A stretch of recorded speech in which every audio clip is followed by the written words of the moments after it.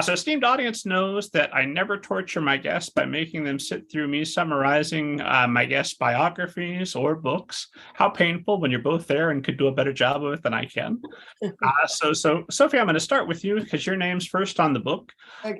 If you would give esteemed audience an overview of your background, and we'll go from there. Okay, so hi, I'm Sofía Lapuente. I'm the author of Retro. If you can tell from my accent, I'm from Spain, and that's why the main protagonist of the book is Hispanic. And I came to United States 7 years ago to study in UCLA, and I have a major in fine arts, and now we teach in UCLA actually, and we write screenplays too. And I'm Jarrod Shusterman. Been writing for, I guess, over 10 years now, and started off writing screenplays. Wrote a short story in Unbound, in the Unwind collection, book called Dry, book called Roxy, and we actually both wrote Gleanings. We wrote a short story in Gleanings, which comes out today. It actually came out today. Yeah, today. Which you have. Yeah, the fourth book of Scythe. And it's called The Persistence of Memory and actually takes place in Barcelona. And then we have our novel together, which is, as we've held up before, but we have one too, Retro. So yeah, we're just super excited to be here and talk with you today. And yeah, that's who we are. Yeah. And if you want to know more about us, we have social media. We are always on Instagram and TikTok, doing fun content. Yeah, we're always doing fun, silly content. It's Sophie and Jarrod. So at SOFIANDJARROD.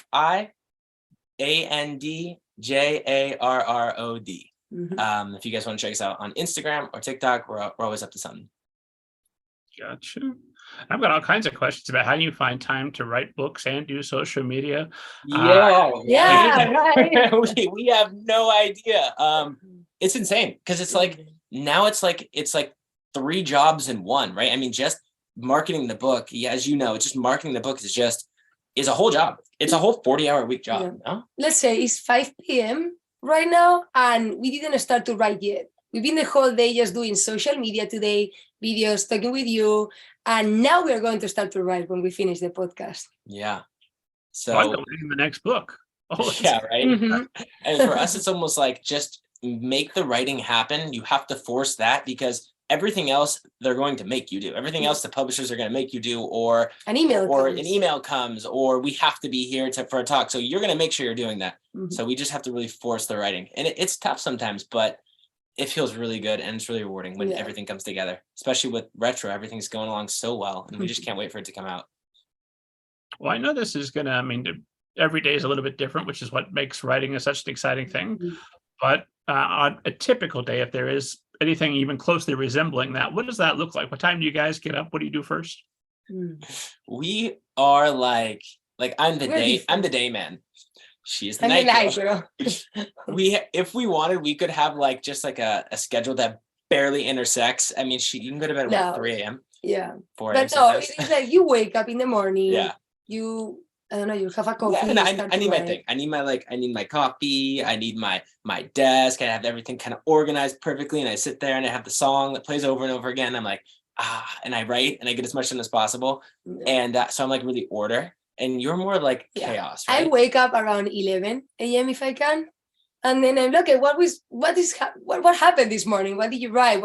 How is the things going, So with that, I can avoid the first emails. Normally he's the ones that read them. I'm sleeping. And then we get together, we start to write together. And then probably by 8 p.m., let's say you're done. Yeah. And then I continue with that maybe until 2 a.m., 3 a.m., no problem. I'm writing, checking emails, social media, and then I go to sleep. Yeah. And being that you're on Spanish time too, because so many of your friends and family are technically in the future. So staying up later makes sense for you. It allows me to reply to them, talk with them. But yeah, it's a function that's actually worked really well for us because we have our time apart. I have my time to be able to really work on the things I want to work on. You can work on what you want to work on, and then we'll intersect and talk about what we need to work on, which is vital. Gotcha. So I always had this picture in my head, but I see collaborating authors that maybe you're sitting together, sharing the same keyboard. I'm like, oh my God, what a nightmare. But no, you're in separate quadrants, working separately and then coming together to figure out what you worked on. Yeah, a lot of it's separate. Like I don't like to work. I can't just sit and just write with somebody at the same moment. It's like too many cooks in the We kitchen. do that. I mean, we do that 5 hours per day. I mean, we'll do that kind of thing when we're developing a lot of ideas and when we're But edits have to be outlining. together. Edits have to be together. But Yeah. like the creation process, we're both kind of creating separately, and then we bring it back to the whole now. And then when we are together, yeah, but when we bring it back, I would say like, yeah, around 5 hours per day is together. Yeah. And then another 4 or 5 separate. Yeah. It's more or less good. But like that, we're kind of working like 15 hours a day. If you think about it, the Sophie Jared thing, that is Sophie and Jared. Yeah. That sounds like a healthy collaboration, a little time apart to make the heart go fonder, right? There you go.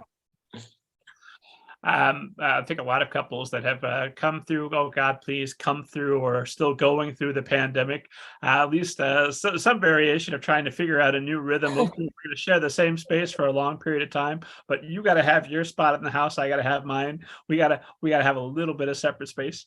Yeah. Well, it's funny for us when the pandemic hit, like nothing really changed because we were so used to spending so much time together, always working together. All these other couples we knew had to like figure it out. And we're like, oh, you mean just like the same thing that we always do? So nothing really changed so much. Yeah. I do find that pretty consistent as I talk with authors, as opposed to people that have more regular jobs. Is, well, my life changed some, but be alone and work alone, I was fine with that. Like, of course, that's the job. I mean, for being writers, we spend a lot of time together. Maybe in that moment we are not both writing, but maybe he's writing and I'm with the social media, right? But at the end we live together. So you spend time. You don't feel that maybe loneliness that some authors can feel. Like every time I have a question, Jarrod, do you think this is good? He's there, right? Like I don't have to wait 3 days with myself. Am I going to do this? No. Do I want this thing that I wrote? No, we can always be checking each other. Yeah, that's a really good point. Like when you're writing by yourself, you're so in like your own echo chamber, right? And you can overthink things and you can run your brain out and you can just be alone. And I'm not someone who likes to be alone. I'm really more of an extrovert. I like to just be around people. So writing for me was always something that was kind of grueling, and I didn't like that I had to be alone. So I started off writing with my dad, and now I'm writing with Sophie. And it's like, it's just so nice to be near somebody because I can bounce ideas off you, or we can take a break, we take a walk, we can be normal people.